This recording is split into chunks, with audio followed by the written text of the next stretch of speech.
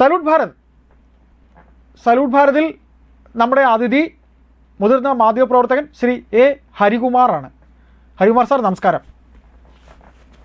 നമസ്തേ Ayyappadas sir, മണിപ്പൂരിലെ മുൻപുണ്ടായിരുന്ന ആ സംഘർഷാവസ്ഥ നമുക്കെല്ലാം ഓർമ്മയുണ്ട്. അത് ഹിന്ദു സമുദായ അംഗങ്ങളും ക്രിസ്ത്യൻ സമുദായവും തമ്മിലായിരുന്നു അന്ന് അവിടെ ആ സംഘർഷം ഉണ്ടായിരുന്നത്. ഇന്ന് ആ സംഘർഷം കുറച്ചൊരു അയവ് വന്ന ശേഷം വീണ്ടും പുതിയൊരു സംഘർഷാവസ്ഥ ഉടലെടുത്തിരിക്കുന്നു. അത് ക്രിസ്ത്യൻ സമുദായത്തിലെ രണ്ട് ഗ്രൂപ്പുകൾ തമ്മിലാണ്. നാഗന്മാരും കുക്കികളും തമ്മിലുള്ള ആ ഒരു സംഘർഷമാണുള്ളത്. ഇപ്പോൾ അതൊരു വല്ലാത്ത സംഘർഷാവസ്ഥയിലേക്ക് പോയിട്ടുണ്ട്. കേന്ദ്ര ഗവൺമെൻറ് അതിൽ ഇടപെടൽ നടത്തിയിട്ടുണ്ട്. കേന്ദ്ര ഗവൺമെൻറ്റിൻ്റെ ഇടപെടലിൽ 2 തീവ്രവാദികളെ വെടിവെച്ച് കൊല്ലുക വരെ ഉണ്ടായി. സർ, എന്താണ് ഇപ്പോഴത്തെ ഈ കുറച്ചുകൂടെ വളരെ ഭയങ്കരമായ ഒരു സംഘർഷാവസ്ഥ മണിപ്പൂർ ഇപ്പോൾ നിലനിൽക്കുകയാണ്? എന്താണ് ഈ സംഘർഷാവസ്ഥ? എന്താണ് ശരിക്കുള്ള കാരണം? ഇന്ത്യയെ അസ്ഥിരപ്പെടുത്താനുള്ള അമേരിക്കയുടെ നിഗൂഢ പദ്ധതിയാണ് ഇന്ത്യയുടെ വടക്കു കിഴക്കൻ സംസ്ഥാനങ്ങളിൽ, പ്രത്യേകിച്ച് മണിപ്പൂരിൽ ഉള്ള സംഘർഷത്തിന്റെ മൂല കാരണം. അത് പല രീതിയിൽ പുറത്തു വരും. അയ്യപ്പദാസ് ആദ്യം സൂചിപ്പിച്ചതുപോലെ 2023 തുടങ്ങി ഈ അടുത്ത കുറച്ചു മാസം മുമ്പ് വരെ അവിടെ വലിയ സംഘർഷമുണ്ടായിരുന്നു. അത് ഹിന്ദുക്കളായ മെയ്ത്തികളും ക്രിസ്ത്യാനികളായ കുക്കികളും തമ്മിലായിരുന്നു. ഇതിനെ തുടർന്ന് കേരളത്തിലൊക്കെ വലിയ പ്രചരണങ്ങൾ നടന്നു. അതായത് RSS ശരിക്കും ക്രിസ്ത്യാനികളെ പീഡിപ്പിക്കുകയാണ്, കേരളത്തിലെ ക്രിസ്ത്യാനികളെ RSSന് വോട്ട് ചെയ്യണം, അല്ലെ BJPക്ക് വോട്ട് ചെയ്യണം എന്ന് പറയുമ്പോൾ മണിപ്പൂരിൽ നിരപരാധികളായ 100 കണക്കിന് ക്രിസ്ത്യാനികളെ RSSകാർ കൊല്ലുന്നു എന്നൊക്കെ പറഞ്ഞു. പക്ഷെ അന്നും ആ മേഖലയിൽ, അതായത് മണിപ്പൂർ കമ്മ്യൂണിസ്റ്റ് CPMന്റെ മണിപ്പൂർ ഘടകം പോലും പറഞ്ഞു ഇത് വർഗീയ സംഘർഷമല്ല, ഇതൊരു ഗോത്ര സംഘർഷമാണ്. 2 ഗോത്രങ്ങളാണ് അവിടെ ഏറ്റുമുട്ടിയത്. അന്ന് ഏറ്റുമുട്ടിയത് മെയ്ത്തികളും കുക്കികളുമാണ്.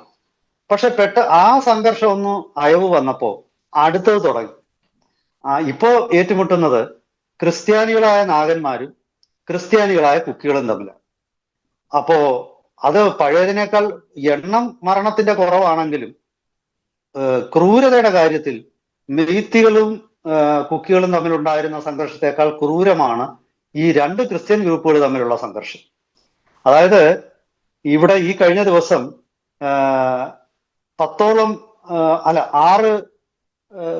6 നാഗന്മാരുടെ ശവശരീരങ്ങൾ പൊതുസ്ഥലത്ത് നിന്നും റിക്കവർ ചെയ്തു പോലീസ്.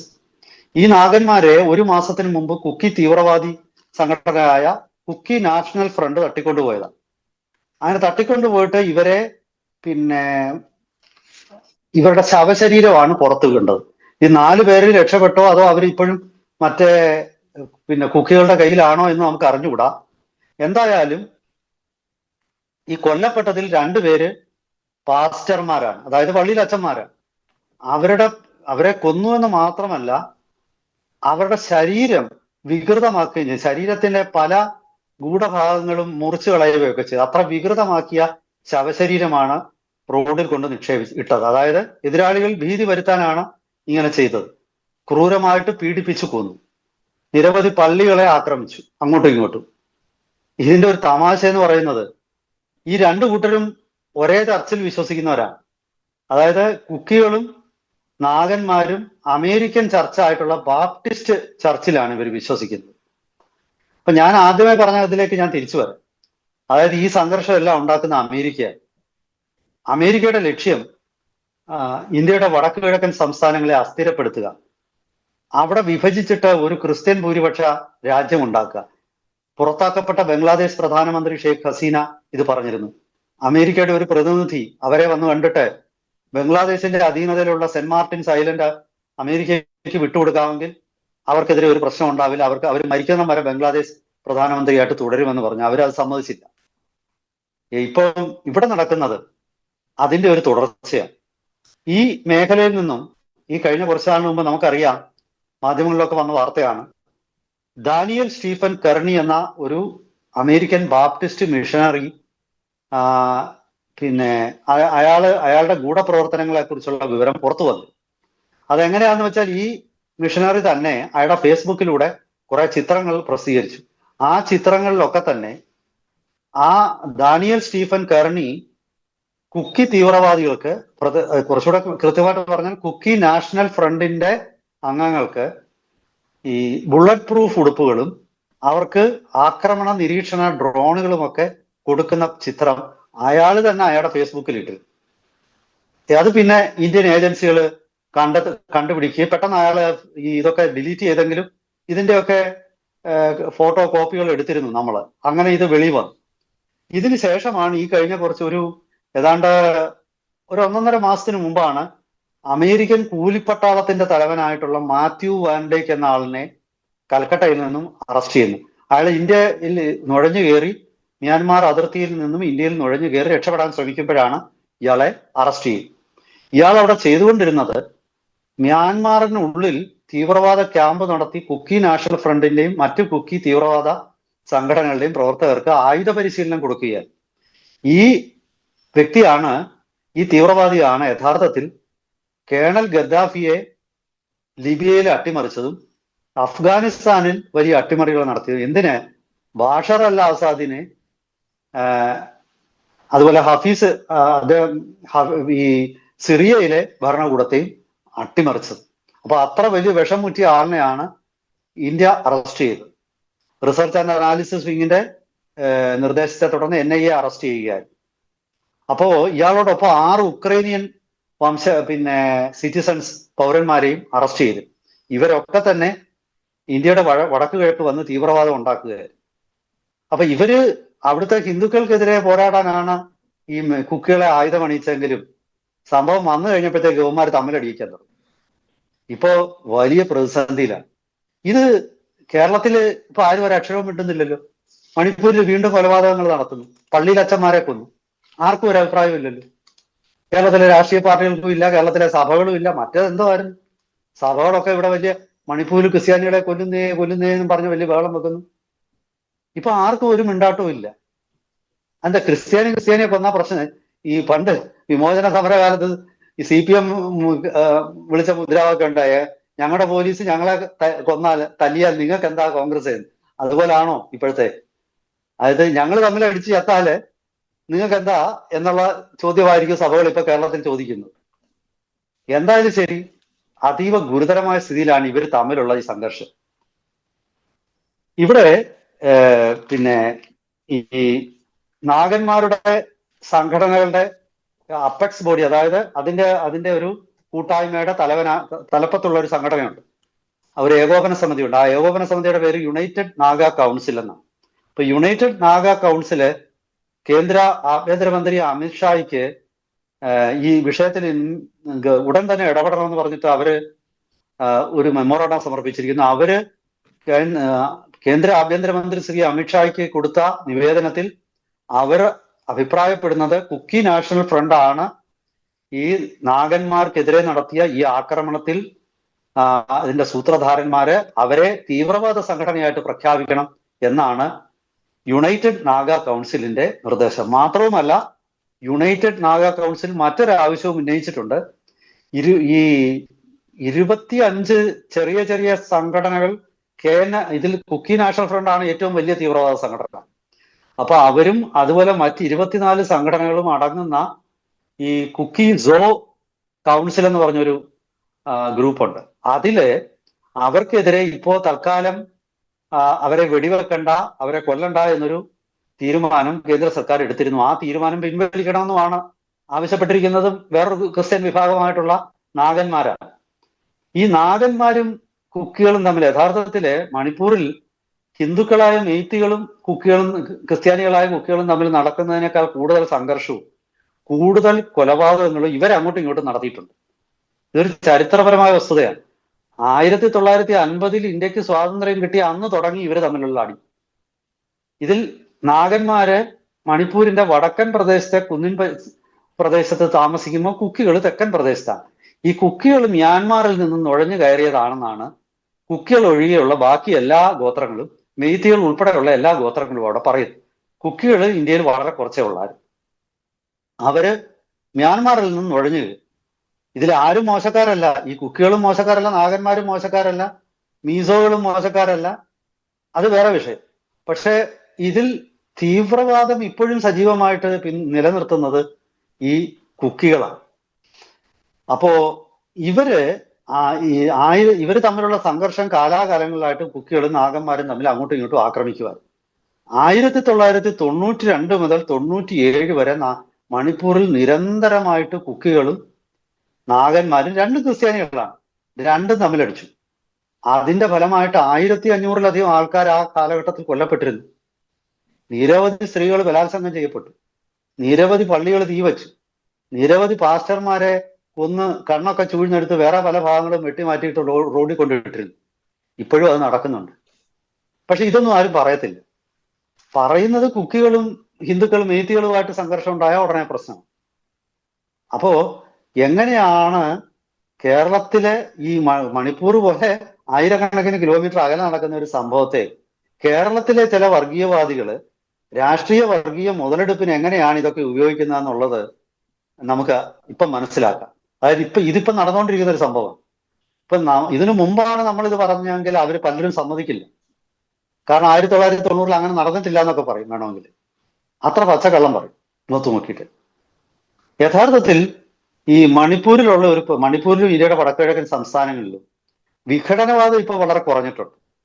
പക്ഷെ ഈ ഗോത്രങ്ങൾ അങ്ങോട്ടും ഇങ്ങോട്ടും പിന്നെ മിണ്ടത്തില്ലെന്ന് മാത്രമല്ല, ഇവർ കണ്ടാ കൊല്ലും അങ്ങോട്ടും ഇങ്ങോട്ടും. പഴയ കാലത്ത് ഇവരുടെ ഒരു ചരിത്രം അങ്ങനെയാണ്. ഈ കുക്കികളും നാഗന്മാരും ഹെഡ് ഹണ്ടിങ് എന്ന് പറയുന്ന ഒരു പരിപാടി ഇവർക്കും. അതായത് ഇവർക്ക് അന്യഗോത്രക്കാരനെ കണ്ട അവനെ ഒളിഞ്ഞിരുന്ന് വിഷയാകുമ്പോൾ കൊന്നിട്ട് ഇവന്റെ തല വെട്ടിയെടുത്തോണ്ട് പോകും.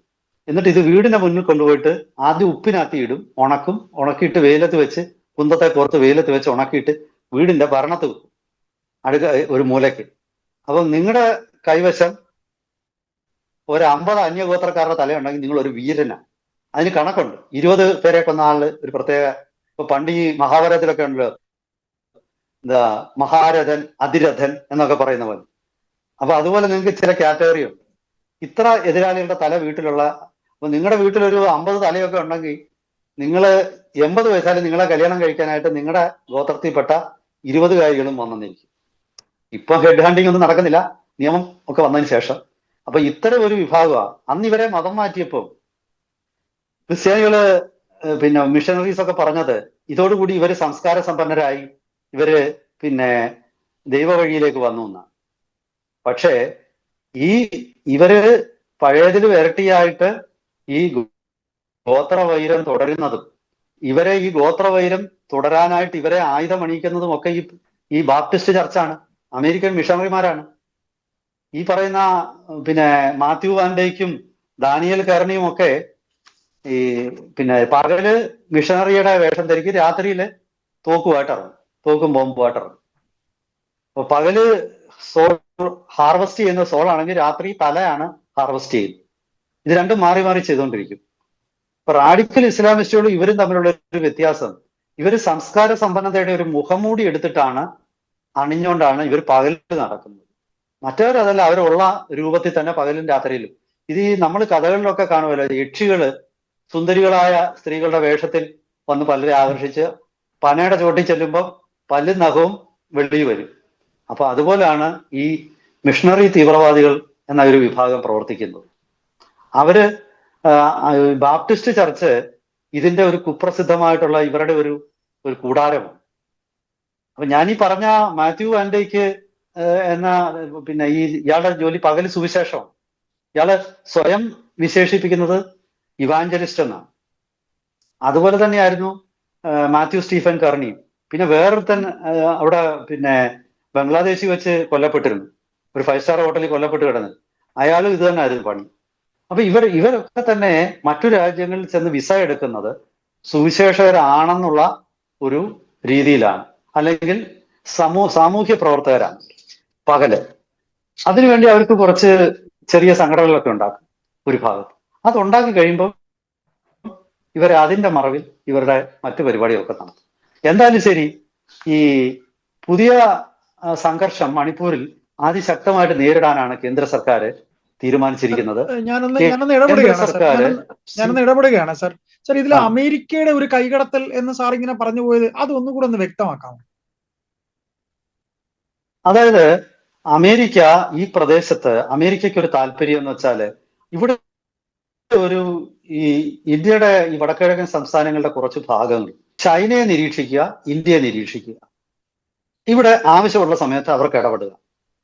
ഈ ഒരു പാകിസ്ഥാനിൽ ഇപ്പൊ തന്നെ അവർക്ക് വ്യോമത്താവളങ്ങളൊക്കെ ഉണ്ട്. പക്ഷെ ഇന്ത്യയുടെ കിഴക്കൻ ഭാഗത്ത് അവർക്ക് വ്യോമത്താവളമില്ല. ആ വ്യോമത്താവളം ഉൾപ്പെടെ അമേരിക്കയ്ക്ക് ചിറ്റഗോങ് പോർട്ട്, ബംഗ്ലാദേശിന്റെ ചിറ്റഗോങ് പോർട്ടിന്റെ ഒരു ഭാഗം കിട്ടിയാൽ കൊള്ളാമെന്നുണ്ട്. അപ്പൊ ഇങ്ങനൊരു താവളം ഉണ്ടെങ്കിൽ അവർക്ക് നിശ്ചയമായിട്ടും ഇന്ത്യക്കെതിരെ ഒരു പോരാട്ടം നടത്താം, പിന്നെ ചൈനയ്ക്കെതിരെ പോരാട്ടം നടത്താം. പ്രത്യേകിച്ച് ഇന്ത്യ ഇപ്പോൾ ഒരുപാട് പുതിയ മിസൈലുകളും ഒക്കെ പരീക്ഷിക്കുന്നുണ്ട്. അതെല്ലാം ബംഗാൾ ഉൾക്കടലിലാണ് പരീക്ഷിക്കുന്നത്. അവിടേക്ക് ഒരു ആക്സസ് അവർക്കില്ല. ഇതാണ് അവരെ വിഷമിപ്പിക്കുന്നത്. ഇതിനാണ് അവർ ഇതെല്ലാം ചെയ്യുന്നത്. പിന്നെ ഈ ഇന്ത്യയെ പരമാവധി അസ്ഥിരപ്പെടുത്തുക എന്നുള്ള അമേരിക്കയുടെ ഒരു ഡിക്ലെയർഡ് പോളിസിയാണ്. കാരണം അമേരിക്ക പറയുന്നത് പോലെ കേൾക്കുന്ന രാജ്യം മതി. ഇന്ത്യ ഒരു പരിധി വിട്ട് ശക്തിയായി കഴിഞ്ഞാൽ അമേരിക്കയ്ക്കാണ് അത് വെല്ലുവിളി. പിന്നെ അമേരിക്ക പറയുന്നത് ഇന്ത്യ കേൾക്കുന്നില്ലല്ലോ, ഇപ്പൊ തന്നെ കേൾക്കുന്നില്ല. അപ്പം അമേരിക്കയോട് ഒപ്പം എത്തിയാലോ? ഇതൊക്കെയാണ്. എന്തായാലും ശരി, കേരളത്തിലെ ഈ കേരളത്തിൽ ഇത് ഉപയോഗിച്ച് വർഗീയത വളർത്തുകയും കേരളത്തിൽ വർഗീയ വിഭജനം നടത്തുകയും സമൂഹത്തിലെ ഭൂരിപക്ഷ ജനവിഭാഗത്തിനെതിരെ പ്രചരണം നടത്തുകയും ചെയ്യുന്ന ആൾക്കാരും രാഷ്ട്രീയ പ്രസ്ഥാനങ്ങളും മത ഗ്രൂപ്പുകളും ഒക്കെ തന്നെ ഇതിനെക്കുറിച്ച് ഇപ്പം മിണ്ടുന്നില്ല. അത് ശരിക്കും അതുപോലെ കേരളത്തിലെ മാധ്യമങ്ങൾ വലിയ കൊട്ടിഘോഷിക്കുമായിരുന്നു. പക്ഷെ ഒറ്റ മാധ്യമത്തിൽ ഈ വാർത്ത കണ്ടിട്ടുണ്ടോ? ഇപ്പൊ അവിടെ നടക്കുന്ന കുക്കി സംഘർഷത്തെക്കുറിച്ചും പാസ്റ്റർമാരെ കൊന്നതിനെ കുറിച്ചും നിങ്ങൾ കേരളത്തെ ഒരു മലയാളം പത്രത്തിനും കാണത്തില്ല. നിങ്ങൾ ഗൂഗിൾ ചെയ്താൽ ഇംഗ്ലീഷ് പത്രങ്ങളിൽ നിന്ന് കിട്ടും. അപ്പൊ എന്താണ് ഇതൊക്കെ കാണിക്കുന്നത്? ഈ വലിയ ഒരു ദേശവിരുദ്ധ ശക്തികളുടെ വലിയൊരു കൂട്ടായ്മ ഉണ്ട്, കേരളത്തിലും ഉണ്ട്. കേരളത്തിലാണ് ഇവരുടെ ഒരു വലിയ അപ്പൊ സാർ വെറുതെ RSSനെ കുറ്റം പറയുകയായിരുന്നു അല്ലെ? വെറുതെ RSSനെ കുറ്റം പറയുകയായിരുന്നു. തീർച്ചയായിട്ടും, ഒരു സംശയമില്ല. ഈ കുറ്റമൊക്കെ RSSന്റെ തലയിൽ കെട്ടിവെക്കുകയും പ്രധാനമന്ത്രി മോദി എന്തുകൊണ്ട് മണിപ്പൂരിൽ പോകുന്നില്ല എന്ന് ചോദിക്കുകയും. എന്നാൽ എനിക്കിപ്പോ ചോദിക്കാനുള്ളത്, കേരളത്തിൽ ഇത് പറഞ്ഞ മതമേലധ്യക്ഷന്മാരുണ്ട് വിവിധ സഭകളുടെ. അവരെല്ലാം കൂടെ എന്തുകൊണ്ടാണ് പോയി ഈ അവരുടെ സഹോദരന്മാരായിട്ടുള്ള കുഞ്ഞാടുകളായിട്ടുള്ള കുക്കികളും അതുപോലെ തന്നെ നാഗന്മാരും തമ്മിലുള്ള സംഘർഷം എന്തുകൊണ്ടാണ് ഇല്ലാതാക്കാത്തത്? അവരൊന്ന് ഫോൺ ചെയ്ത് പറഞ്ഞാൽ മതിയല്ലോ, ഇതില്ലാതാവുമല്ലോ. ഇവരെന്താ അങ്ങോട്ട് പോകുന്നത്? അപ്പൊ മോദി അങ്ങോട്ട് പോകുന്നത് എന്താണെന്ന് ചോദിക്കുന്ന ഇവർക്ക് അവരെന്താ അങ്ങോട്ട് പോകുന്നതെന്ന് നമ്മൾ ചോദിച്ചാൽ നമ്മൾ വർഗീയവാദിയാവും. തീർച്ചയായിട്ടും. മനസ്സിലായോ? ഇരട്ടത്താപ്പ് കൂടികളുടേതുമായ ഒരു ലോകം സൃഷ്ടിക്കുന്ന ഈ ആൾക്കാരെ ഒറ്റപ്പെടുത്തുകയും ഇവരെ തുറന്നു കാണിക്കുകയും അവിടെ കർശന നടപടികൾ ഇപ്പൊ കേന്ദ്ര സർക്കാർ തുടങ്ങിയിരിക്കുകയാണ്.